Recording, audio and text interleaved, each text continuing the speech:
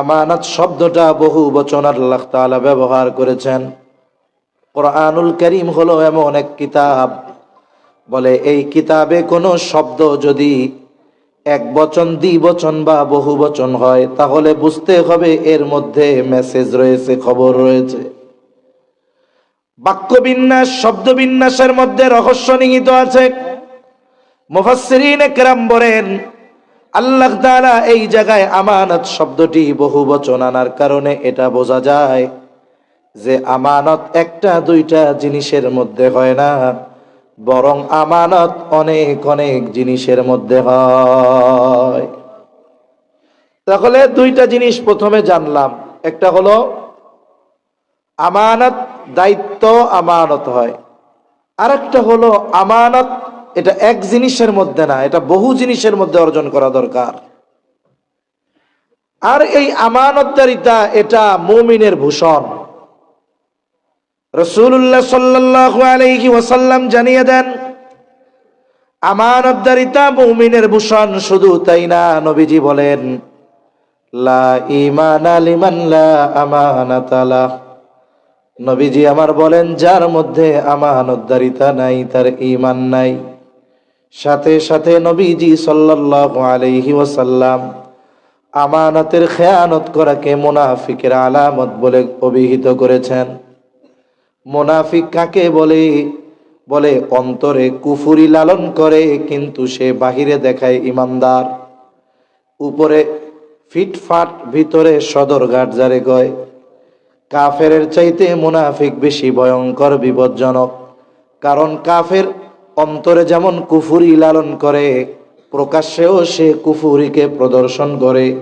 কিন্তু মুনাফিক নিজের বাস্তব অবস্থাটা লুকায় রাখে, কুফুরি গোপন করে সে নিজেকে ইমানদার হিসাবে প্রকাশ করে। বলে যেই রোগের আলামত প্রকাশ পায় না ওই রোগ নির্ণয় করা কঠিন। বলে যেই রোগের আলামত প্রকাশ পায় না ওই রোগ অনেক সময় বেশি জটিল হয়। যেই রোগ তার সিমটম প্রকাশ করে ওই রোগের চিকিৎসা গ্রহণ করা সহজ, কিন্তু যেই রোগের সিমটম প্রকাশ সহজে হয় না ওই রোগ বেশি ডেঞ্জারাস। যেমন ক্যান্সার একটা রোগ, বলে এই রোগ সহসাই কোনো আলামত প্রকাশ করে না। বলে আলামত কখন পাওয়া যায়? বলে 80-90% যখন গোটা দেখে ছড়ায় তখন ছোট্ট একটা ফোড়া বের হবে, এইটার চিকিৎসা করবে, মনে করবে এটা কিছু হইল নাকি। এরপরে ডাক্তারের কাছে যাবে, টেস্ট দিবে, দেখা যাবে ডাক্তার টেস্ট করার পরে বলতেছে আপনার তো ক্যান্সার হয়ে গেছে, গোটা দেহে ছড়ায় গেছে। এই জন্য কাফেরের চাইতে মুনাফিক বেশি জঘন্য। এজন্য আল্লাহ তাআলা মুনাফিকের ব্যাপারে বলেন, ইন্নাল মুনাফিকিনা ফিদ দারকিল আসফালি মিনান নার ওয়া লান তাজিদা লাহুম নাসীরা। আল্লাহ তাআলা বলেন, নিশ্চয়ই মুনাফিকের স্থান হলো জাহান্নামের একেবারে তলদেশে। ওয়া লান তাজিদা লাহুম নাসীরা, মুনাফিকের জন্য কোনো সাহায্যকারী নাই। এই মুনাফিকের অন্যতম আলামত হলো আমানতের খেয়ানত করা। আরো কিছু আলামত আছে, আমরা একটু মুযাকারা করি। মুনাফিকের আলামত নবীজি বলেন, এক নাম্বার, ইযা হাদ্দাসা কাযাবা। মুনাফিক যখন কথা বলে মিথ্যা কথা বলে। এরপরে নবীজি বলেন, ইযা ওয়াদা আখলাফা, ওয়াদা করলে ওয়াদা খেলাফ করে। ইযা তুমিনা খানা, আমানতের খেয়ানত করে। আর এক হাদিসের মধ্যে আর একটা বাড়া এসেছে, বলে ওয়া ইযা তাখাসামা ফাজারা, মুনাফিকের সাথে যদি কারো ঝগড়া হয় গালাগালি করে। এগুলো কার আলামত? জোরে জবান খুলে বলেন। ঘুম আসতেছে আপনাদের? হুজুর রাত 1:30 বাজে এই সময় এই কথা জিগায়, তাকবীর দেন, নারায়ে তাকবীর। এই আলামত গুলো কার? জোরে কোন? মুনাফিকের আলামত। আমাদের সমাজে, আপনাদের এলাকায় তো ভালো মানুষ, এক গ্রামে 5টা মাদ্রাসা, তার মানে এই গ্রামের ঘরে ঘরে তালিবুল ইলম আছে। নিজের পোলা না হইলেও মাদ্রাসার পোলা পান রেখে একটা ঘরে তালিবুল ইলম ঢুকায় রাখছে মানুষজন। যেহেতু লজিং মাস্টারের কথা কইছেন বোঝা যাইতেছে। আল্লাহ সবাইরে কবুল করুক। এখন আমাদের এলাকায় আমি এরকম মানুষ দেখছি, নামাজি, মসজিদ কমিটির সদস্য, আবার অনেক পদেও আছে, হাজী সাহেব, কিন্তু এই চার আলামত পরিপূর্ণ ওনার মধ্যে আছে। এরকম লোক আছে না নাই? এগুলা ঈমান ধ্বংসের জীবাণু। ক্যান্সারের জীবাণু জীবন ধ্বংস করতে পারে, ঈমান ধ্বংস করতে পারে না। কিন্তু মুনাফিকের আলামত এগুলো যদি কারো মধ্যে বিস্তার লাভ করে, বলে ওর ঈমান বাঁচানো দুরস্কর হয়ে যায়। ঠিক কিনা বলেন?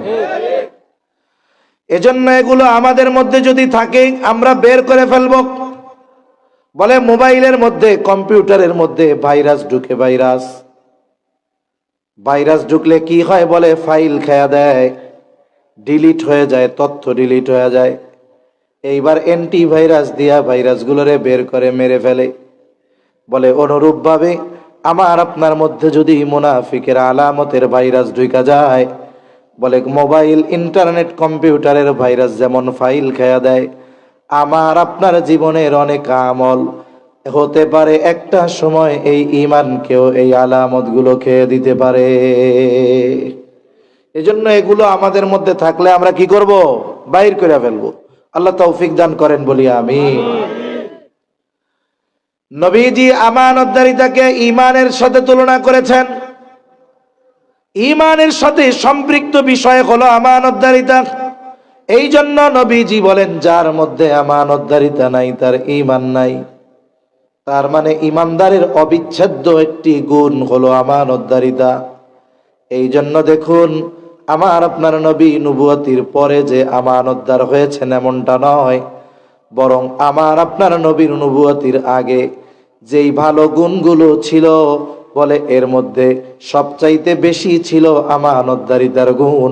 এই জন্যই তো মক্কার মানুষেরা আমার আপনার নবীজির উপাধি দিয়েছিল আল আমিন। সব ভালো গুণ ছিল, কিন্তু আমানতদারিতাকে কাফেররা বেশি প্রাধান্য দিয়ে উপাধি দিছে কি? আল আমিন। আবার নবী সত্যবাদী ছিলেন, নবুয়তির আগেও কোনোদিন নবী মিথ্যা কথা বলেন নাই, এজন্য উপাধি দিয়েছে আস-সাদিক। আমরা ওই নবীর উম্মত, আল আমিন। আমাদের আমানতদারিতার অবস্থা কি? বাস্তবতা হলো, আমানতদারিতার ব্যাপারে আমাদের সুস্পষ্ট ধারণা না থাকার কারণে অনেক সময় অনেক ভালো মানুষ অজ্ঞতার কারণে খেয়ানত করতেছে, টেরও পায় না। এজন্য আমানতদারিতা অর্জন করা আমাদের জন্য জরুরি কিনা? জোরে বলেন, জরুরি। কারণ এটা আমলের সাথে সম্পৃক্ত না, যে এটা করলে সওয়াব, না করলে গুনাহ নাই। আপনি নফল নামাজ পড়লে সওয়াব, না করলে গুনাহ নাই। নফল রোজা করলে সওয়াব, না করলে গুনাহ নাই। আমানতদারিতা কিন্তু এরকম না, এই গুণ অর্জন করলে সওয়াব, না করলে গুনাহ নাই। আমানতদারিতা কি এরকম নাকি? নবীজি বলছেন, আমানতদারিতা নাই তার ঈমান নাই। তাহলে কত গুরুত্বপূর্ণ একটি বিষয়। এই আয়াতের সারমর্ম কি, মূল কথা কি? যদিও ওই ঘটনাকে কেন্দ্র করে আয়াত নাজিল হয়েছে। মুফাসসিরিনে কেরাম, বুজুর্গানে দ্বীন, উলামায়ে কেরাম বলেন, যদিও ওই ঘটনাকে কেন্দ্র করে আয়াত নাজিল হয়েছে ঠিক, তবে এখানে উদ্দেশ্য সকলকে, যে তোমরা আমানতদার হও। কি হও? জোরে বলেন। আল্লাহ রাব্বুল আলামিন মূলত আমাদের আমানতদার হওয়ার নির্দেশ দিয়েছেন। এখন কোন কোন ক্ষেত্রে আমাদেরকে আমানতদারিতা অর্জন করতে হবে, যেই কয়েকটা আমার জেহেনে আসে, অল্প সময় আলোচনা করব ইনশাআল্লাহ। এক নাম্বার, আমানতদারিতা হয় লেনদেনের মধ্যে, আদান প্রদানের মধ্যে। সাধারণত লেনদেন সংক্রান্ত আমানতদারিতার বিষয় আমাদের কম বেশি জানা আছে। আমার কাছে একজন কোনো আমানতের বস্তু রাখলো, কোনো বস্তু আমানত রাখলো, বলে আমার দায়িত্ব হলো ওই হকদারের আমানতের বস্তু যথাসময়ে তার কাছে ফিরাইয়া দেওয়া। সে যদি ভুলেও যায়, আল্লাহ তাআলার নির্দেশ আমার প্রতি যে তুমি আমানত তার হকদারের কাছে নিজ দায়িত্বে পৌঁছায়া দাও। লেনদেন সংক্রান্ত আমানত, এ নিয়ে আমি বেশি কথা আর বলবো না। আমরা লেনদেনের মধ্যে আমানতদারিতা অর্জন করব। দুই নাম্বার, কথাও আমানত হয়। বলে কথা কেমনে আমানত হয়? নবীজি সাল্লাল্লাহু আলাইহি ওয়াসাল্লাম বলেন, ইযা হাদ্দাসার রাজুলু সুম্মা ইলতাফাতা ফাহিয়া আমানাতুন। নবীজি সাল্লাল্লাহু আলাইহি ওয়াসাল্লাম বলেন, যখন কোনো ব্যক্তি কথা বলে আর এদিকে সেদিকে তাকায়, ফাহিয়া আমানাতুন, ওই কথাটা এদিক সেদিক তাকায়া যার কাছে বলে ওই কথাটা তার কাছে আমানত হয়ে যায়।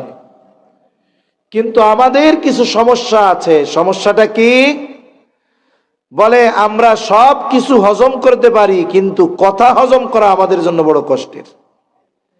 কেউ যদি আমার আপনার কাছে কোনো কথা বলার পরে বলে যে ভাই আপনার কাছে এই কথাটা বললাম, আপনি আর কারো কাছে বললেন না, তাইলে কাজ সারা।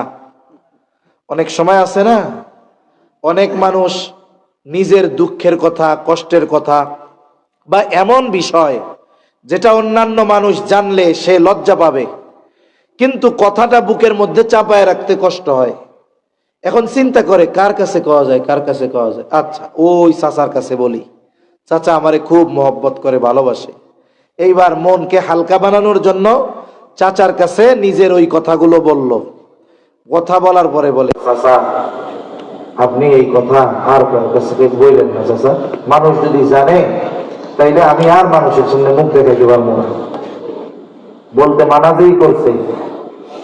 এইবার অবস্থা খারাপ, উনি এই কথা আর একজনের কাছে না বলা পর্যন্ত পেটের মধ্যে পুটপুট করে। কথা বোঝেন নি? কথা হজম হয় না। এইবার ওই ব্যক্তি দেখা যায় চোখের সামনে আড়াল হওয়ার আগে আরেকজনকে ডাক দিয়ে বলে, এদিকে আসো। কি ব্যাপার? বলে ওই লোক আমার কাছে কি বলছে জানো? বলে না। বলে খুব গোপন একটা কথা বলছে, কারো কাছে বলতে মানা করছে।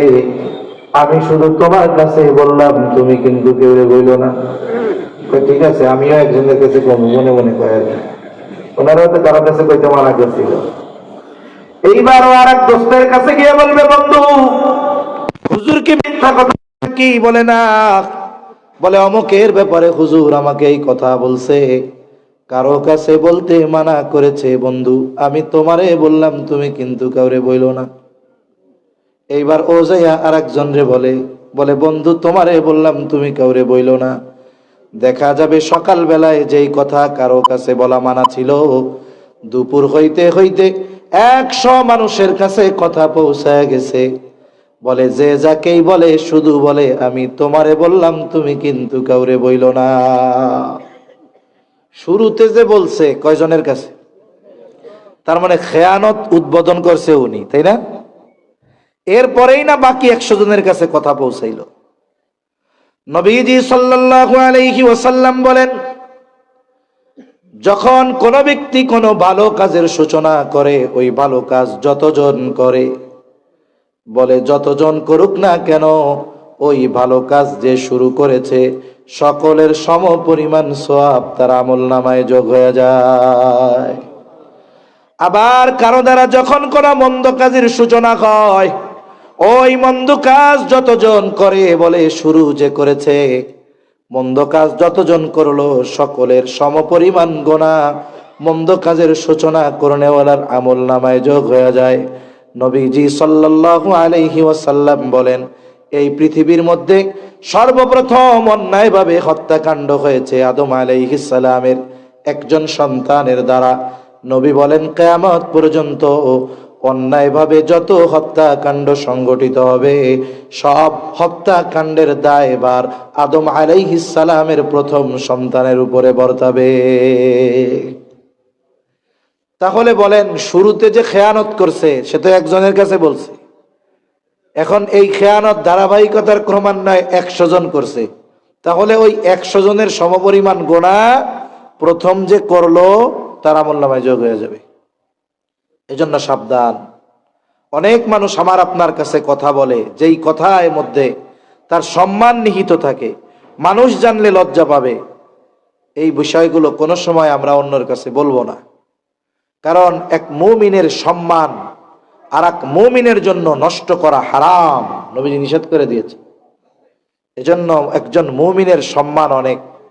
আমি এই কথা বলার দ্বারা তার সম্মান যদি নষ্ট করি, অপমান যদি করি, হাদিসের মধ্যে আসছে ওই অপমান করেনেওয়ালা যদি ঘরের কোনায় লুকায়া থাকে, ওই জায়গায় হলেও আল্লাহ তাআলা তাকে অপমান করে ছাড়বে। এজন্য সাবধান। একজন মুমিনের সম্মানের দাম অনেক, ইজ্জতের দাম অনেক। আর আমাদের অভ্যাস কি, যদি সম্পর্ক ভালো থাকে তাইলে মোটামুটি গোপন করে, এবার যদি সম্পর্ক খারাপ হয়, দল ভিন্ন হইছে, খালি একটু পর পর সুইচ টিপ দিবে, বেশি কথা কইলে কিন্তু কইয়া দিমু। আছে না নাই? মিয়া, বন্ধুর আমানত হেফাজত করতে হবে, শত্রুরটা করতে হবে না।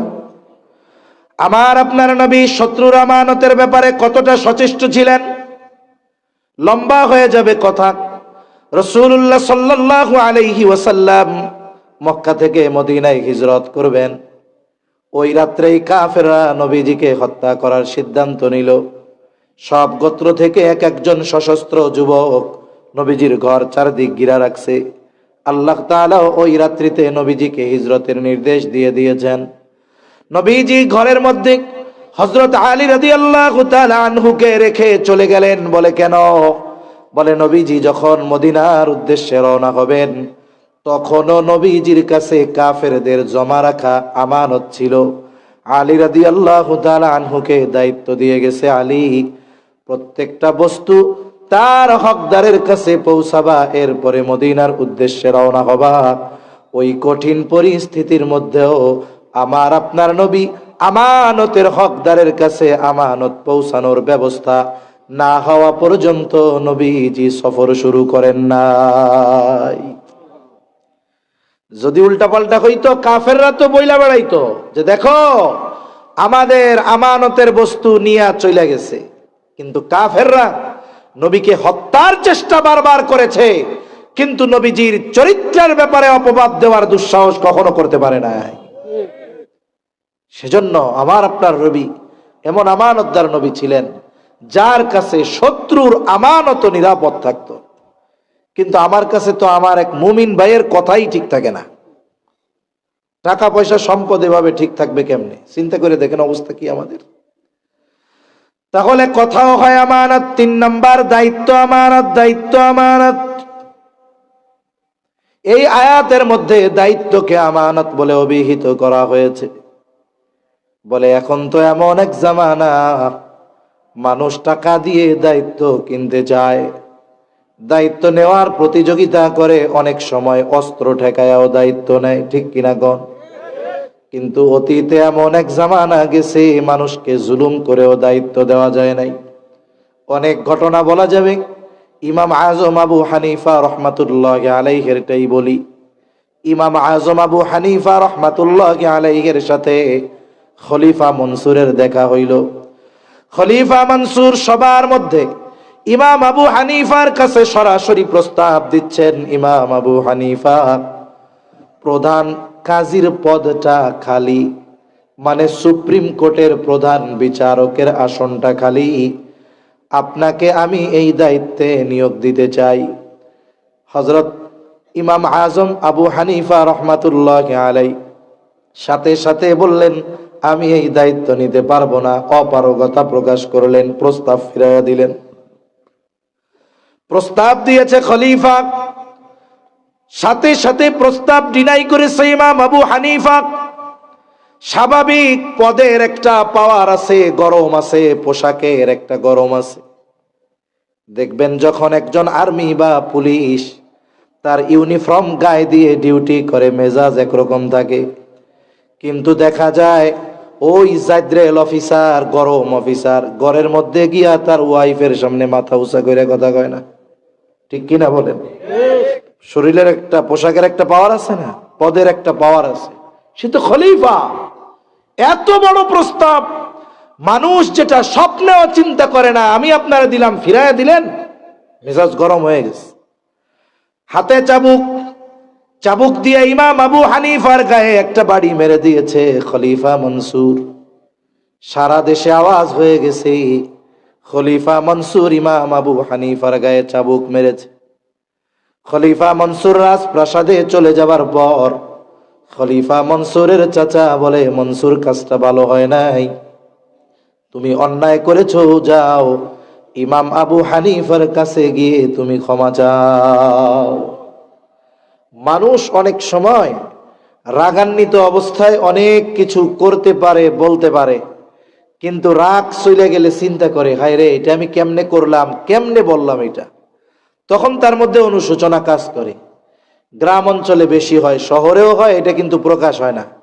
গ্রামে কি হয়, সামান্য তুচ্ছ কারণে স্বামী স্ত্রীর মধ্যে ঝগড়া লাইগা স্বামী বউয়ের 14 গোষ্ঠী ধরে মাইরা দেয়। কি মাইরা দেয় বুঝছেন তো? এখন মেজাজ গরম ছিল তখন তো মেরে দিছে, তালাক দিয়ে দিছে।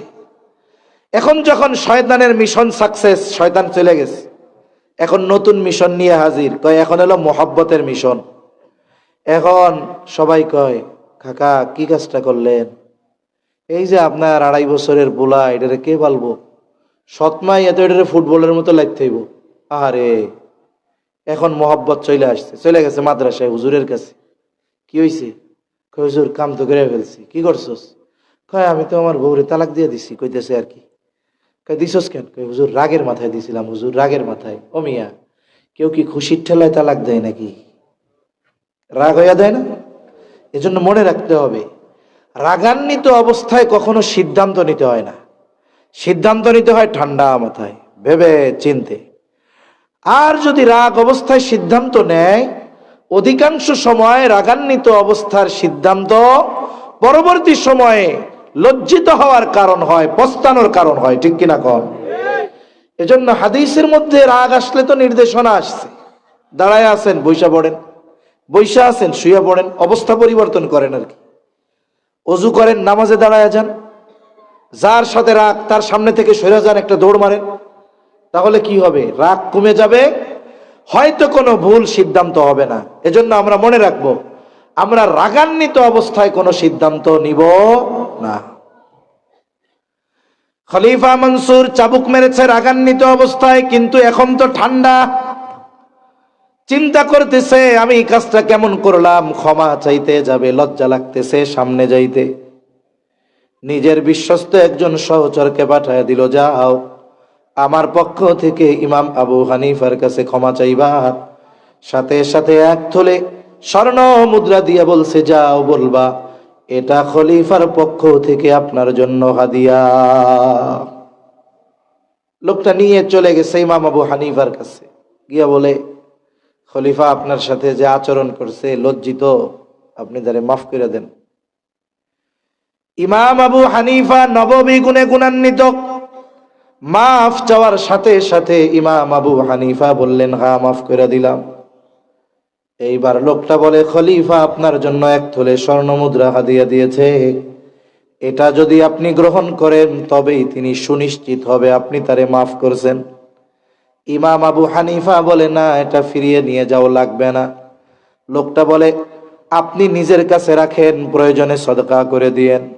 ইমাম আবু হানিফা বলে, শোনো, তোমার কাছ থেকে এটা রাখবার পর আমি ব্যয় করি নাকি সদকা করে দেই সেটা বিষয় নয়, বরং তোমার খলিফা জানবে ইমাম আবু হানিফা আমার দেওয়া হাদিয়া গ্রহণ করেছে,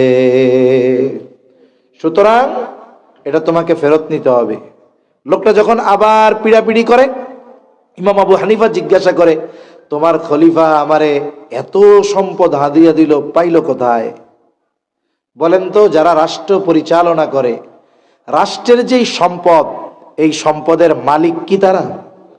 তারা তো সেবক। এই সেবা করার কারণে প্রতি মাসে তাদেরকে ভাতা দেওয়া হয়, সম্মানী দেওয়া হয়। ঠিক কিনা বলেন? একবারে মেম্বার থেকে শুরু করে প্রেসিডেন্ট পর্যন্ত নির্ধারিত ভাতা আছে না নাই? যারা খুলাফায়ে রাশিদিন ছিলেন, এরপরে যারা খেলাফতের দায়িত্ব পালন করছে, প্রত্যেকের জন্যই রাষ্ট্র থেকে নির্ধারিত একটা ভাতা ছিল। বলেন তো, এই ভাতার বাইরে রাষ্ট্রের কোন সম্পদ ব্যক্তিগত কাজে ব্যবহার করার অনুমতি আছে? ইমাম আবু হানিফা বলতেছে, যাও, তোমার খলিফা আমাকে হাদিয়া দিল, টাকা পাইলো কোথায়? বলে, কোথায় পাবে, রাষ্ট্রীয় কোষাগার থেকে দিয়েছে। ইমাম আবু হানিফা এবার কঠোর হয়ে গেলেন, বললেন, শোনো, এটা খলিফার কাছে ফিরাইয়া দেয়া দিবা এবং বলবা যে তার জন্য রাষ্ট্র থেকে যেই পরিমাণ ভাতা দেওয়া হয়, ওর বাইরে 1টা টাকা নিজের কাজে ব্যবহারের কোনো সুযোগ নাই। এটা হেফাজতের দায়িত্ব তাকে দেওয়া হয়েছে, এই দায়িত্ব তার কাছে আমানত। যদি সে এখান থেকে 1টা টাকা নিজের কাজে ব্যয় করে, সে খেয়ানতকারী হবে। কঠোর ভাষায় বলে দিয়েছে। এই লোকটাও গিয়ে বাদশার কাছে, খলিফার কাছে খুব সাজায় সুজায় মিথ্যা কথা কইছে। এমনে যা বলছে তো বলছে, আরো রসকস মাখায়া বলছে। কিছু মানুষ আছে দেখবেন এত সুন্দর করে মিথ্যা কথা কইতে পারে, সত্য কথার চাইতে ওর মিথ্যা কথা শুনতে আরো মজা লাগে, ঠিক কিনা বলেন? আছেন এরকম কিছু মানুষ? আপনাদের ময়মনসিংহ শহরে হকার আছে, হকার। ওই ঢাকা শহরে হকার আছে। গুলিস্তানে একটা ট্যান্ডেস্টার বাজায়, রেডিও ক্যাসেট বাজায়, আর চারদিক মানুষ ঘুরে দাঁড়ায় থাকে। মানে আমিও তো ওই দর্শক এক সময় ছিলাম। এখন এরা কি বেছে, কয় 10 টাকা দিয়ে একটা গাছের শিকড় কিনলে সব রোগ ভালো হয়ে যাবে, ডায়াবেটিক্স ভালো হবে, হার্টের রোগ ভালো হবে, পেট পরিষ্কার হয়ে যাবে, লিভার ক্লিয়ার হয়ে যাবে। মানে 10 টাকা দিয়ে কিনলে আপনার সব রোগ শেষ। এখন মানুষ চারদিক ঘিরে এত আগ্রহের সাথে তার কথা শুনতেছে। এখন যদি ওইখান থেকে একটা লোকরে ডাক দিয়ে বলেন আলাদা করে, ভাই ওই লোক যে বলতেছে 10 টাকার এই গাছের শেকড়টা কিনলে সব রোগ ভালো হয়ে যাবে, আপনার কি বিশ্বাস হয়? দূর, এ কি সম্ভব নাকি? তাইলে আপনি যে ওর লেকচার এত খেয়াল দিয়ে শুনতেছেন, ভাই লেকচার তো শুনতে মজা লাগে। বুঝেন নাই কথা? শুনতে তো মজা লাগতেছে, কথা তো মিথ্যা। এইবার ওই ব্যক্তি সুন্দর মতো সাজায়া ইমাম আবু হানিফার ব্যাপারে বলছে। খলিফা প্রচন্ড রাগান্বিত হয়ে বাহিনী পাঠায় দিল, যাও আমার ব্যাপারে এত বড় কথা, জেলখানার মধ্যে আটকাও। ইমাম আবু হানিফাকে প্রতিদিন চাবুক দিয়ে আঘাত করা হতো, আর বলা হতো আপনি যদি প্রধান বিচারকের দায়িত্ব নেন ছেড়ে দেওয়া হবে। ইমাম আবু হানিফা চাবুকের আঘাতে জর্জরিত। ঐতিহাসিকদের থেকে দুইটা মত পাওয়া যায়। এক নাম্বার, যখন ইমাম আবু হানিফা তার অবস্থানের উপরে অটল, বলে খাবারের সাথে বিষ প্রয়োগ করে ইমাম আবু হানিফাকে শহীদ করা হলো। একটা জিনিস মনে রাখতে হবে, জেলে দুই ধরনের মানুষ যায়। কয় ধরনের? কথা বলেন না, কয় ধরনের? আরে আমি কইয়াও তো আপনাকে কইতে পারি না, এরপরে আরো ওয়াজ আছে না। এই তো দুই ধরনের মানুষ যায়।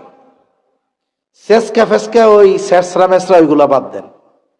এক ধরনের মানুষ যায় ওই দেশের সবচেয়ে খারাপ মানুষগুলো, আর হলো ওই সময়ের হকের উপরে অটল অবিচল থাকা সবচাইতে ভালো মানুষগুলো, ঠিক কিনা বলেন? এটা বাস্তবতা। এজন্য জেলে গেলেই যে চোর বাটপার সিটিং তা না। যারা হকের উপরে থাকে, সত্যের উপরে থাকে, দ্বীনের উপরে অটল অবিচল থাকে, এই দিনদার মুত্তাকি মানুষগুলোকেও জেলের ঘানি টানতে হয়, ঠিক কিনা বলেন? এজন্য মনে রাখবেন, আমরা তো বুঝি না, আমরা মনে করি জেল শুধু মনে হয় খারাপ মানুষের ঘর। আরে না, এই জেলে তো নবীও গেছে, ঠিক কিনা বলেন? ইউসুফ আলাইহিস সালামরেও ঢুকাইছে না জেলখানার মধ্যে? গেছে। এজন্য জামানার শ্রেষ্ঠ সন্তানগুলোকেও জেল খাটতে হয়। তবে কেন? বলে বাতিলের বিরুদ্ধে হক কথা বলার কারণে, ঠিক কিনা বলেন? এর প্রতিক্রিয়াও দুই ভাবে হয়। বলে চুরি বাটপারি সিটিংবাজি কইরা ওইটা যখন জেলে যায়, চুরি কইরা জেলে যায়, বাইর হইয়া হয় ডাকাত। কি হয়? ডাকাত। আর যখন হক কথা বলে কেউ জেলে যায়, দেখা যায় বের হওয়ার পরে আল্লাহ তাআলা তার গ্রহণযোগ্যতার সম্মান আরো বাড়ায়া দেয়। ইমাম আবু হানিফাকে জেলখানায় বিষ প্রয়োগে হত্যা করা হলো। আর এক বর্ণনা বলে উনি যখন প্রচন্ড অসুস্থ হয়ে গেলেন, ইমাম আবু হানিফাকে গৃহবন্দী করে ফেলা হলো। ওই অবস্থায় তিনি দুনিয়া থেকে বিদায় নেন। ওনার শাগরেদরা জিজ্ঞাসা করে, হযরত, যেই বিষয়ের জন্য আপনার উপরে এত জুলুম, এত অত্যাচার, ওই দায়িত্ব নেবার পরিপূর্ণ যোগ্যতা আপনার মধ্যে থাকার পরেও আপনি কেন দায়িত্ব নিলেন না, জুলুম সহ্য করলেন? ইমাম আবু হানিফা বলে, শোনো, আমি যেই দায়িত্ব নেই নাই, ওই দায়িত্বের ব্যাপারে আল্লাহ তাআলার কাছে আমাকে জিজ্ঞাসিত হতে হবে না। কিন্তু আমি যদি প্রধান বিচারকের দায়িত্ব নেবার পর আমার দ্বারা যদি ওই দায়িত্বের কোনো বিচ্যুতি হয়ে যাইত, বলে কিয়ামতের দিন খেয়ানতের বোঝা নিয়ে আল্লাহর সামনে হাজির হওয়া লাগতো। আবু দাউদের একটা বর্ণনা, নবীজি সাল্লাল্লাহু আলাইহি ওয়াসাল্লাম বলেন, কাউকে যখন কোনো দায়িত্ব দেওয়া হয়, সে যদি ওই দায়িত্বের সুচ পরিমাণ খেয়ানত করে, কি পরিমাণ জোরে বলেন? সুচ পরিমাণ। নবীজি সাল্লাল্লাহু আলাইহি ওয়াসাল্লাম বলেন, ওই সুচ পরিমাণ দায়িত্বের খেয়ানত করার কারণে কিয়ামতের দিন ওই ব্যক্তিকে খেয়ানতের বোঝা নিয়ে আল্লাহর সামনে হাজির হওয়া লাগবে।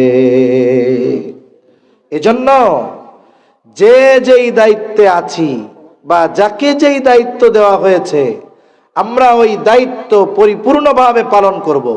অনেক মানুষ আছে দায়িত্বে ফাঁকি দিয়ে ওই দায়িত্বের বিপরীতে তার জন্য যেই সম্মানী ভাতা বেতন আছে, ফাঁকি দিয়ে সে পরিপূর্ণ সম্মানী গ্রহণ করে।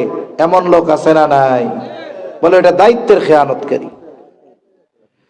বলে সময় আমানত, সময় আমানত। আল্লামা রফি উসমানী রহমাতুল্লাহি আলাইহি, আল্লামা তকি উসমানী দামাত বারকাতুহুমুল আলিয়ার বড় ভাই, উনি আমানতের আলোচনা করতে গিয়ে বলতেছেন সময়টাও আমানত। উনি একটা ঘটনা বর্ণনা করেন। এক বুজুর্গ, তার নাম হলো মাজহার নানুতুবি রহমাতুল্লাহি আলাইহি। ভারতে একটা প্রসিদ্ধ দ্বীনি ইদারা আছে, মাদ্রাসা আছে, নাম হলো মাজাহিরুল উলুম সাহারানপুর মাদ্রাসা। এই যেই ব্যক্তির নামে এই মাদ্রাসা, ওনার নাম মাজহার নানুতুবি রহমাতুল্লাহি আলাইহি। বলে উনি এক মাদ্রাসায় খেদমত করতেন, পড়াইতেন। মাস শেষে উনি সময় হিসাব করে বেতন নিতেন, ওজিফা নিতেন। ক্লাস টাইমে ব্যক্তিগত কাজ করতেন না, কথা বলতেন না, কিছুই করতেন না। একদিন এক লোক ওনার কাছে খুব জরুরি ভাবে আসছে, হযরত কথা না বললেই নয়, বলতেই হবে।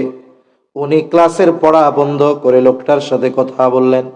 কথা বলবার পর যেই কয় মিনিট ক্লাসের সময় নষ্ট হয়েছে, নোটের মধ্যে লিখে রাখছেন যে অমুক দিন অমুক ক্লাসে এই কয় মিনিট নিজের কাজে ব্যয় করেছি। মাস শেষে যখন ওজিফা ওনার হাতে দেওয়া হলো, উনি ওই পরিমাণ সময়ের হিসাব করে যা হয় সেটা অফিসে ফেরত দিয়ে দিলেন।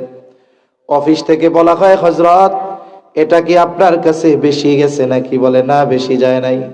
তাহলে কি হয়েছে হযরত? উনি বলতেছেন, শোনো, অমুক দিন অমুক ক্লাসে এই কয় মিনিট সময় আমি আমার নিজের কাজে ব্যয় করেছিলাম।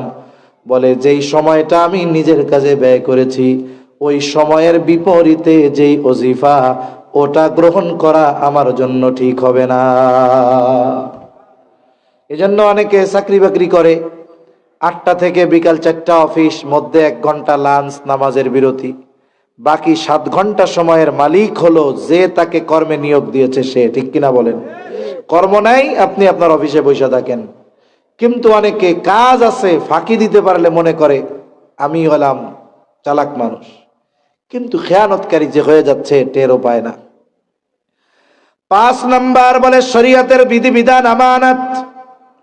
রফি উসমানী দামাত রহমাতুল্লাহি আলাইহির কথা আপনাদেরকে শোনাইতেছি নকল কইরা। হযরত বলেন, আল্লাহ তাআলা কোরআনুল কারীমের মধ্যে বলেন, ইন্না আরাদনাল আমানাতা আলাস সামাওয়াতি ওয়াল আরদি ওয়াল জিবাল ফাআবাইনা আন ইয়াহমিলনাহা ওয়া আশফাকনা মিনহা ওয়া হামালাহাল ইনসান।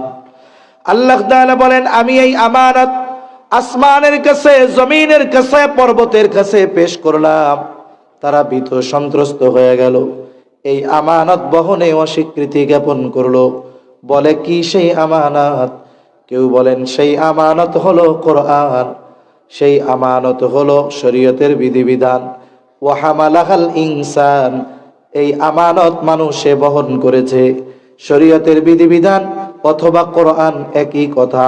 তার মানে আল্লাহ তাআলার যত বিধানাবলী আছে সব আমাদের কাছে আমানত।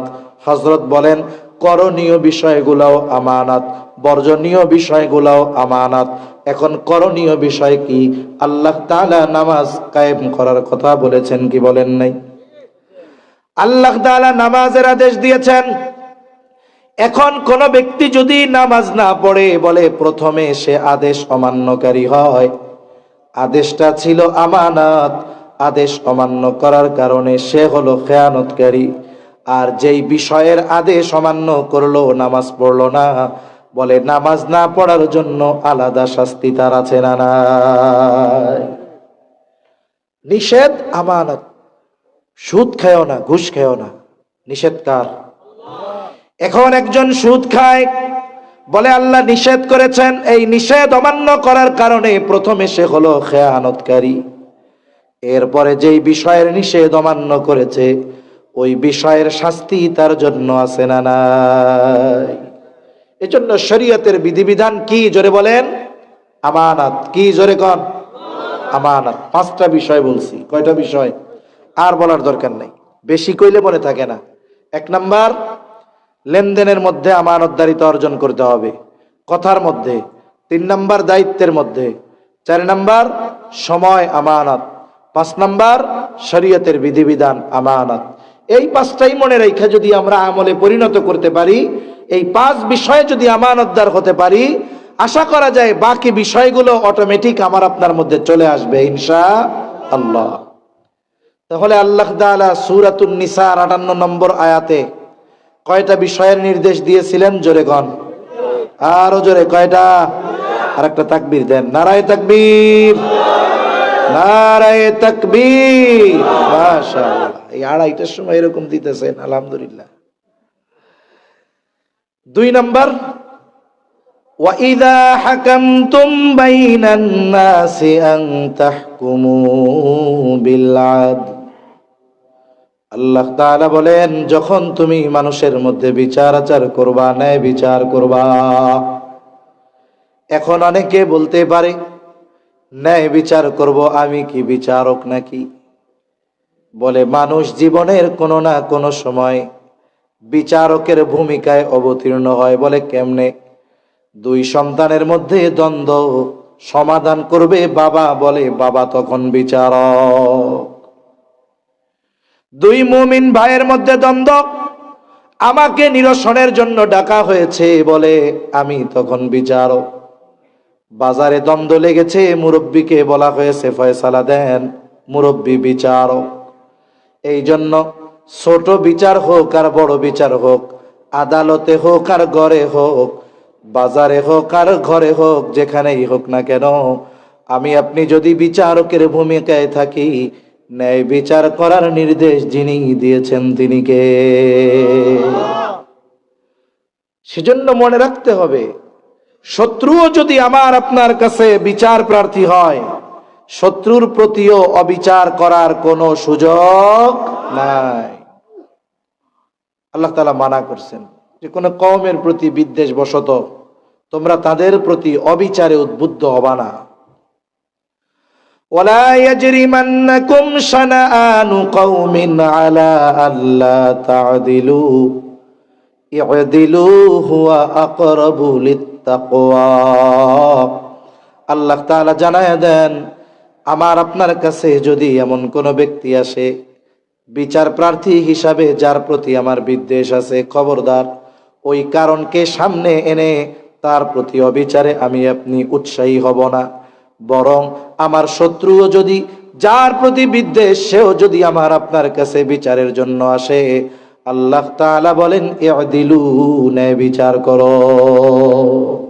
হুয়া আকরাবু লিত্তাকওয়া, সেটা তাকওয়ার অধিক নিকটবর্তী।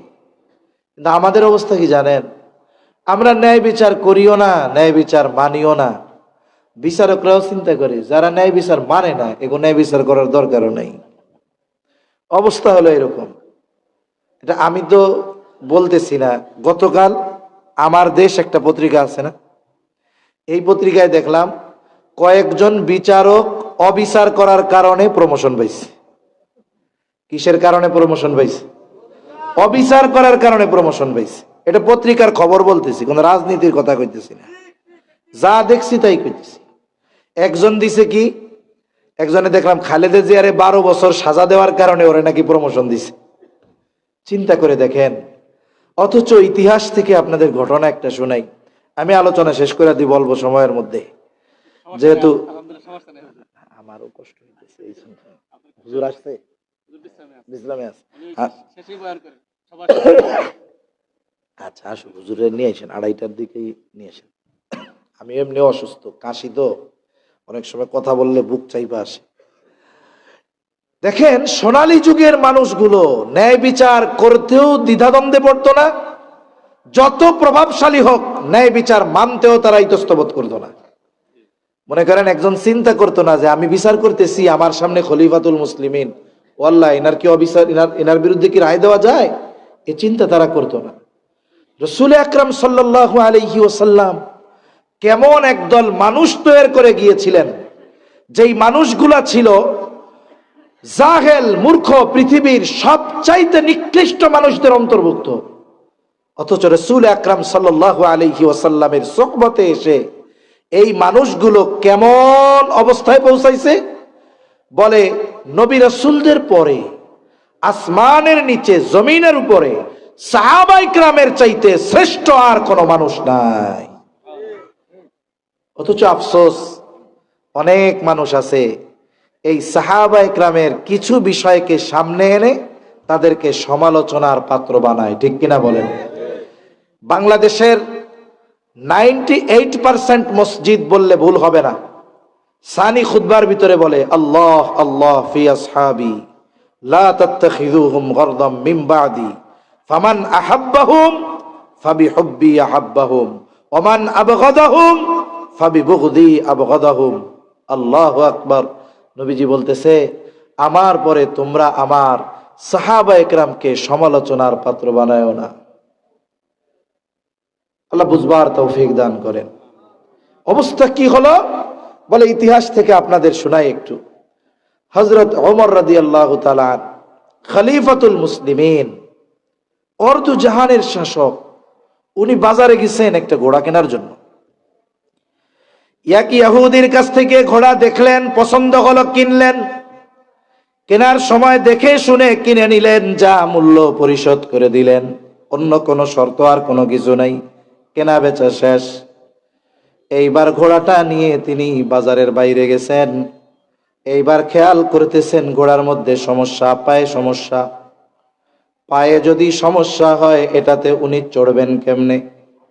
উনি আবার ফেরত এসেছেন ইহুদির কাছে, যাই তোমার ঘোড়া এই সমস্যা, সমস্যাওয়ালা ঘোড়া আমি নিব না, ফেরত নাও। তুমি আমাকে সমস্যাওয়ালা ঘোড়া দিয়েছ। ইহুদি বলে, না, আমি আপনারে ভালো ঘোড়া দিয়েছি, মন্দ ঘোড়া দেই নাই। কারণ অনেক সময় আছে বাজার থেকে আমি আপনি পণ্য কিনে আনি, তখন ঠিকই দেখি কোনো সমস্যা ধরা পড়ে না, বাসায় আনার পরে দেখা যায় হাজারো সমস্যা চোখে পড়ে যায়। এখন উনি বলতেছে যে আমি ভালো ঘোড়া দিছি, আর খলিফাতুল মুসলিমিন বলে, না, তুমি আমারে খারাপ ঘোড়া দিছো, ফেরত তোমারে নিতেই হবে। কয়, না, ফেরত নিতে পারবো না।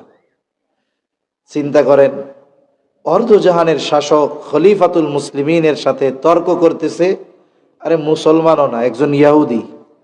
এর দ্বারা কি বুঝলেন? যে ইসলাম যদি প্রতিষ্ঠিত হয় ওইখানে অমুসলিমেরাও কথা বলার অধিকার পাবে, ঠিক কিনা বলেন? এটাই বাস্তবতা। ইসলামের ইতিহাস তো আমরা জানি না। আমাদের অবস্থা কি জানেন?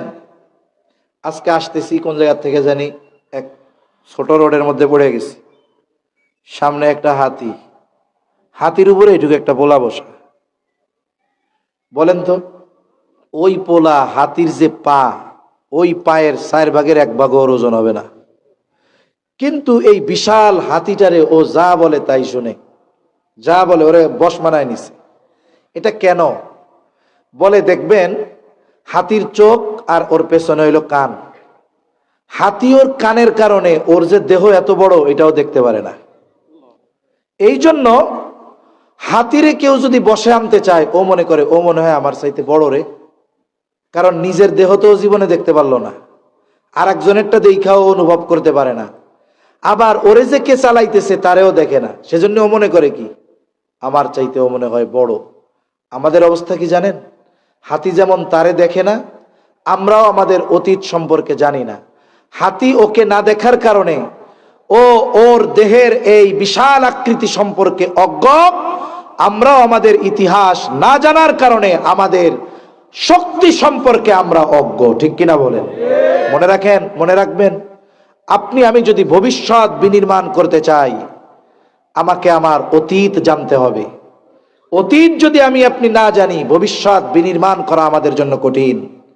আফসোসের বিষয় হলো আজকে আমাদের মুসলমান ঘরের সন্তান যারা, এরা আমাদের প্রকৃত ইতিহাস জানে না। যাও জানে, লেখা কাদের বলে? লেখা হলো অমুসলিমদের। অমুসলিমেরা ইতিহাস লেখছে, কাদের ইতিহাস বলে? মুসলমানদের ইতিহাস। আমি এমনি কই, শোনেন, দুই দলের কেউ থাকলে রাগ করবেন না, আমি বোঝানোর জন্য বলতেছি। আমাদের এক হুজুর কইতো যে স্কুল কলেজ ভার্সিটিতে যেই ইতিহাস পড়ানো হয় ওই ইতিহাস কেমন জানো? কেমন হুজুর? কয়েকজন কট্টর আওয়ামী লীগ ওরে লিখতে দিছে যে তুমি জিয়াউর রহমানের জীবনী লিখবা, আর একজন কট্টর বিএনপি ওরে দিছে যে তুমি শেখ মুজিবুরের জীবনী লিখবা। বলেন তো কি হইতে পারে? ওইটা পড়া যাবে? এখন আমাদের ইতিহাস লেখছে কারা বলে? অমুসলিমেরা। ইতিহাসকে বিকৃত করে মুসলমানদেরকে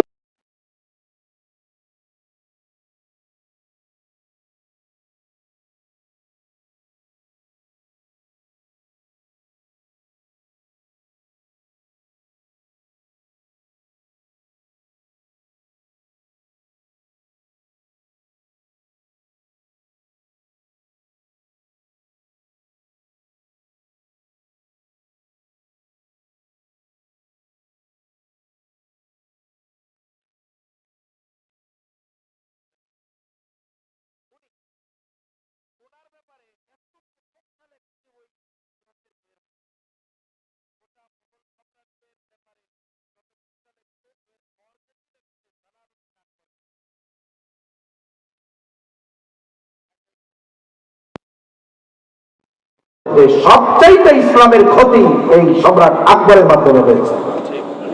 এই জন্য ওরে প্রমোট করছে।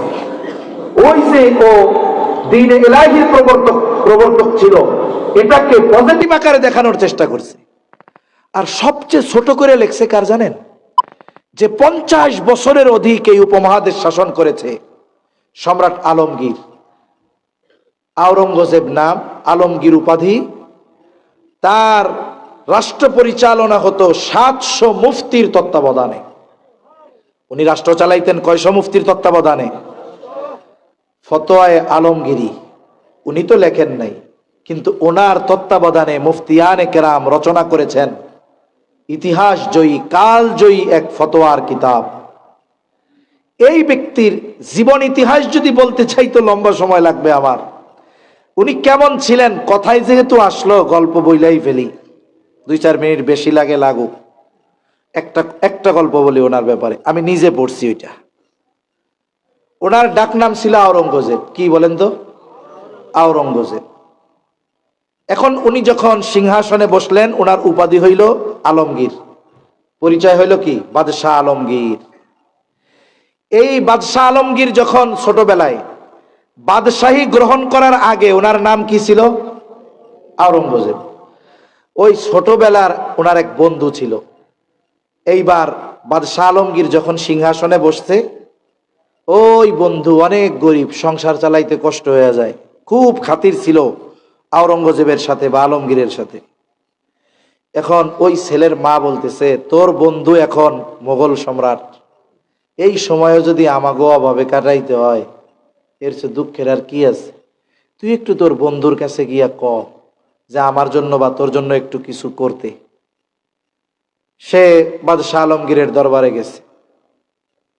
সবার কথা যখন এক একজন করে ডাইকে ডাইকে শুনতেছে যে কি বলতে চাও, ওই ছেলেটাও এসে বলতেছে, আমি অমক, আপনার বাল্যকালের বন্ধু। সে চিনে গেছে। সম্রাট কি করছে? চিনতে পারছে। এখন তাকে জিজ্ঞাসা করতেছে, প্রশ্নটা কি দেখেন, তুমি কার কাছে আসছো? সম্রাট আলমগীরের কাছে আসছো না তোমার বন্ধু আওরঙ্গজেবের কাছে আসছো? কথা কি বুঝতেছেন? ওই বন্ধুও চিন্তা করে, আমি তোমার বন্ধুর কাছে আসছি। সে বলতেছে যে আমি আমার বন্ধু আওরঙ্গজেবের কাছে আসছি। বলে তাহলে তুমি বসো, তোমার ফয়সালা পরে। এবার সবার কথা শেষ করে অমক গরিব আসছে, ঠিক আছে ওরে এটা দাও, ওরে ওইটা দাও, ওরে ওইটা দাও, দিয়ে পাঠাই দিছে। এবার সে তো বাদশার কাছে আসে নাই, আসতে কার কাছে? তার আপ্যায়ন কি রাজদরবারে হবে না বন্ধুর বাড়িতে হবে? এইবার বন্ধু তাকে তার রুমের মধ্যে নিয়ে গেছে। রুমের মধ্যে ঢুইকা দেখে যে আমার বাড়ি যে আসবাব আছে আমার বন্ধু আওরঙ্গজেবের ঘরের মধ্যে তাও নাই। এখন সে দেখা চিন্তা করে, আমি কার কাছে কি চাইতে আসছি? ইতিহাস পড়েন, বাদশাহ আওরঙ্গজেব টুপি সেলাই করতেন, কোরআনের কপি লিখতেন।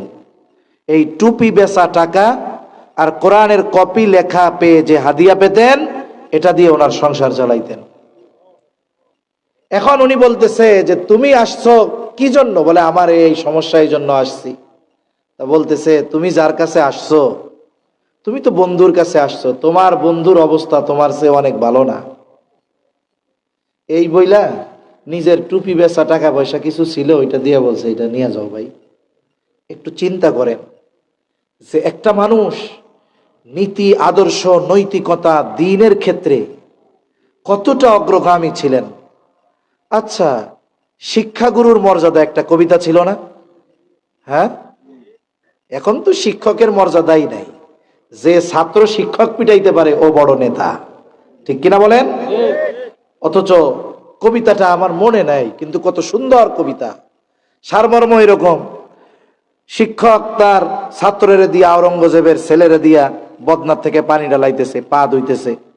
এটা বাদশাহ দেখা ফেলছে। শিক্ষক চিন্তা করছে আজকে জান শেষ, বাদশার বুলারে দিয়া পানি ঢালাইছি। রাজ দরবারে ডাকছে, শিক্ষককে বলতেছে আপনি কি কাজ করছেন?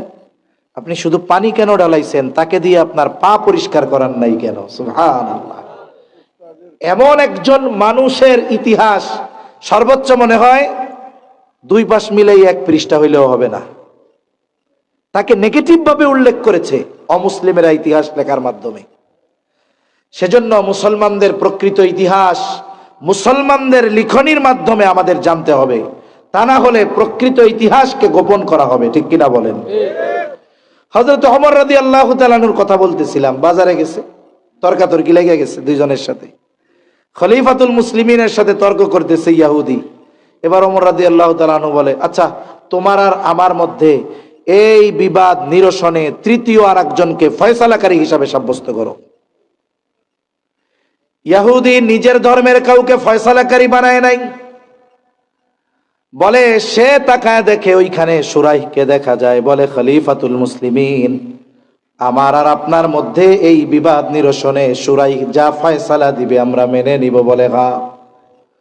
শুরাইহকে ডাকা হলো। এইবার শুরাইহ দুইজনের কথা মনোযোগ দিয়ে শুনলেন। বিচারকদের জন্য নবীজি সাল্লাল্লাহু আলাইহি ওয়াসাল্লাম যত নির্দেশনা দিয়েছেন, এর মধ্যে অন্যতম একটি নির্দেশনা হলো বিচারক যিনি তিনি বাদী বিবাদী উভয়ের কথা সম গুরুত্ব সহকারে শুনবে। আমাদের দেশের বিচারকরা শোনে না। মাজলুম যারা ছিলেন কারাগারে, আদালতে উঠাইলে কথা বলারই চান্স দেওয়া হয় নাই। কিন্তু বিচারকের দায়িত্ব কি? প্রথমে দুইজনের কথা শুনবে, সম গুরুত্ব, এরপরে সে ফয়সালার দিকে ধাবিত হবে। দুইজনের কথা শ্রবণ করবার পর শুরাইহ বলে, খলিফাতুল মুসলিমিন আপনি কি চান? বলে আমি চাই সে এই ঘোড়া ফেরত নিবে। বলে খলিফাতুল মুসলিমিন, সে ঘোড়া ফেরত নিতে বাধ্য, তবে আপনি যখন তার কাছ থেকে ঘোড়া বুঝে নিয়েছেন তখন আপনি কেমন পেয়েছেন? বলে হ্যাঁ, তখন তো ভালো ছিল। সমস্যা কোথায় দেখা দিল? বলে বাজারের বাইরে যাবার পর ওই সময় আমি উঠতে গেছি আর দেখি ঘোড়ার পায়ে এই সমস্যা। তার মানে এর কাছ থেকে আপনি ভালোটাই বুঝে নিয়েছেন, সমস্যা বাজারের বাহিরে গিয়ে দিয়েছে। বলে হ্যাঁ। বলে খলিফাতুল মুসলিমিন, ও ঘোড়া ফেরত নিতে বাধ্য, তবে আপনি যেমনটা তার কাছ থেকে বুঝে নিয়েছেন হুবহু তেমনটাই তাকে ফেরত দেওয়া লাগবে। তাকবীর দেন একটা, নারায়ে তাকবীর, নারায়ে তাকবীর। আলহামদুলিল্লাহ। ভাই চলে আসছে, কথা আর লম্বা হবে না, শেষ। এখন বলেন, বলে যে ঘোড়া যদি ফেরত দিতে হয় তাইলে যেমনটা নিছেন তেমনটা দিবেন। বলেন তো রায় খলিফার পক্ষে না বিপক্ষে? বিপক্ষে গেছে। উনিও কি রায় খলিফার বিপক্ষে যাবে এই জন্য দিতে ভয় পাইছেন? খলিফা একটু পরে চুপ করে কয়, হ্যাঁ এটাই ন্যায় বিচার। এটাই কি বিচার? আমাদের দেশে অবিচার করে প্রমোশন পাওয়া যায়। পৃথিবীর বিভিন্ন অঞ্চলে মুসলমানদের বিপক্ষে রায় দিয়ে প্রমোশন পাওয়া যায়। শুরাইহ রায় দিয়েছে, খলিফার বিপক্ষে গেছে, বিপদ হয় নাই, আমেরিকায় পাঠায় দেওয়া হয় নাই। হযরত ওমর রাদিয়াল্লাহু তাআলা আনহুর সাথে সাথে বলে, সুরাই আজই চলে যাও, কুফার প্রধান বিচারকের পদ খালি, আমি তোমারে নিয়োগ দিয়ে দিলাম, আজকে থেকে তুমি কুফার প্রধান বিচারক। ওই যে বিচারকের আসনে তিনি বসলেন, বলে ওমর রাদিয়াল্লাহু তাআলা আনহুর জামানা, ওসমান গনি রাদিয়াল্লাহু তাআলা আনহুর খেলাফতকাল, আলী রাদিয়াল্লাহু তাআলা আনহুর খেলাফতকাল, মুআবিয়া রাদিয়াল্লাহু তাআলা আনহুর খেলাফতকাল। এই আসনে বসে অনেক ঐতিহাসিক সমাধান সুরাই দিয়েছে। এজন্য ন্যায় বিচার করার ব্যাপারে দৃঢ় প্রতিজ্ঞাবদ্ধ থাকতে হবে। সাথে সাথে ন্যায় বিচার যদি আমার বিপক্ষে যায়, এটা মেনে নেওয়ার মন মানসিকতা আমাদের থাকতে হবে, ঠিক কিনা বলেন? সর্বশেষ নবীজির একটা হাদিস থেকে একটা ঘটনা বলে শেষ করে দেই। নবীজির কাছে এক চুরির বিচার আসছে, চুরি করছে একজন মহিলার হাত কাটা হবে। নবীজি হুজরার মধ্যে, কোরাইশ বংশের নারী, বলে কোরাইশ বংশের 3টা শাখা সবচাইতে সম্মানিত, হাশেমি, উমাইয়া, মখজুম। আমার আপনার নবী হাশেমি বংশে, কোরাইশ বংশের হাশেমি গোত্রে জন্মগ্রহণ করেছেন। সিরাতে খাতামুল আম্বিয়ার মধ্যেও আছে, জিবরাইল আলাইহিস সালাম বলেন, আমি পূর্ব থেকে পশ্চিম, উত্তর থেকে দক্ষিণ সমগ্র পৃথিবী ভ্রমণ করে কোরাইশ বংশের হাশেমি গোত্রের মতো সম্মানী গোত্র আর একটাও পাই নাই। সুবহানাল্লাহ। ওই গোত্রে আসতে আমার আপনার নবী, তা কোরাইশ বংশের একটা শাখা মাখজুম গোত্র, ওই গোত্রের একজন মহিলা চুরি করছে। ওই আরবদের কিছু বদখাসলাত আমাদের মধ্যেও আছে। বদখাসলাতটা কি? মনে করেন এক বংশের এক ব্যক্তি চুরি করছে, এই চুরির দায় পুরা বংশের উপরে নয়, ওই চুরির দায় ব্যক্তির উপরে, ঠিক কিনা বলেন? মনে করেন আমাদের এলাকায় যেসব গোত্র আছে, গোষ্ঠী আছে, কয় মোল্লা শেখ, এগুলো আছে। মনে করেন মোল্লা গোষ্ঠীর বা শেখ গোষ্ঠীর একজন চুরি করছে। এইবার পরের দিন সকালবেলায় ওই শেখ গোষ্ঠীর যত মানুষ বাজারে যায়, আশেপাশের মানুষজন ওই শেখ গোষ্ঠীর লোক দেখলেই কয়, ও চোরের গোষ্ঠীর লোক। এটা বলার সুযোগ আছে? যে চুরি করছে দায় তার, আপনি গোটা গোত্রের উপরে কেন চাপায়া দিচ্ছেন? ওই জাহেলিয়াতের সময় এই কামগুলা ছিল। এখন সাহাবায়ে কেরাম চিন্তা করে, গোত্র ভিন্ন হোক, বংশ তো এক, এই মহিলার যদি হাত কাটা হয় তাইলে তো ওরা বলে বেড়াবে, দেখ কুরাইশ বংশের মহিলা চোর। নবীর কাছে একটু জানানোর দরকার। নবী মনে হয় জানে না মহিলা কুরাইশ বংশের। যায়েদ রাদিয়াল্লাহু তাআলা আনহুর ছোট্ট সন্তান ওসামাকে বলা হলো, যাও তোমার নানার কাছে গিয়ে বলো, নানা যেই মহিলা চুরি করেছে ওই মহিলা কুরাইশ বংশের মহিলা। ছোট্ট বাচ্চা গিয়া যখন নবীর কাছে বলছে, নবীজি বুঝতে পেরেছে এই কথাও নিজের থেকে বলে নাই, নিশ্চয়ই কেউ শেখায়া দিছে। নবীজি হুজরা থেকে বাহির করেন, বলেন, তোমরা কি আমাকে এমন বিষয়ের জন্য সুপারিশ করতেছ যেই বিষয়ের শাস্তি কার্যকর করার আদেশ দিয়েছেন কে? জোরে গণ।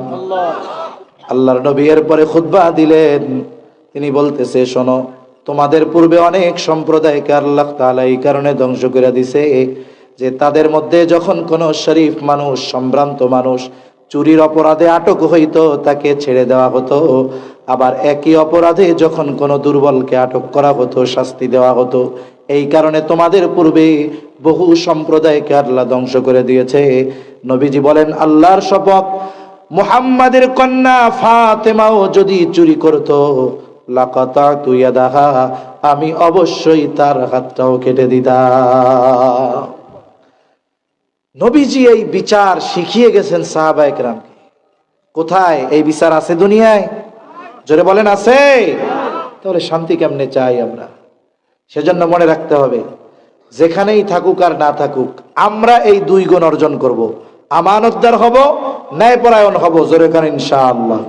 এই 2 আদেশ করছেন কে? আর এই 2টা আদেশ কইরা নিজের ওয়াজ রে নিজেই সুন্দর কইতাছে। কি বলে? ইন্নাল্লাহা নি'ম্মা ইয়াইদুকুম বি। আল্লাহ কতই না সুন্দর ওয়াজ করলেন।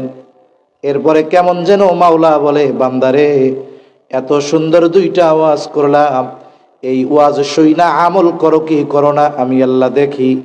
এই কথাগুলা নিয়ে তোমরা কি আলোচনা সমালোচনা করো আমি আল্লাহ শুনি। বলে কেন? ইন্নাল্লাহা কানা সামিআম বাসীরা, নিশ্চয়ই আল্লাহ তাআলা হলেন সর্বশ্রোতা সর্বদ্রষ্টা। এই 2 গুণ অর্জন করব তো আমরা। শুনেন, আমরা কি চাই? আমরা দোয়ার মধ্যে কই তো এখন, আল্লাহ আমানতদার, বিশ্বস্ত, আমানতদার, ন্যায়পরায়ণ একজন শাসক দেন। আমাকে অভ্যাস কি জানেন? আমরা ওমরের মতো শাসক চাই, কিন্তু আবু হুরায়রার মতো প্রজা হইতে রাজি নাই।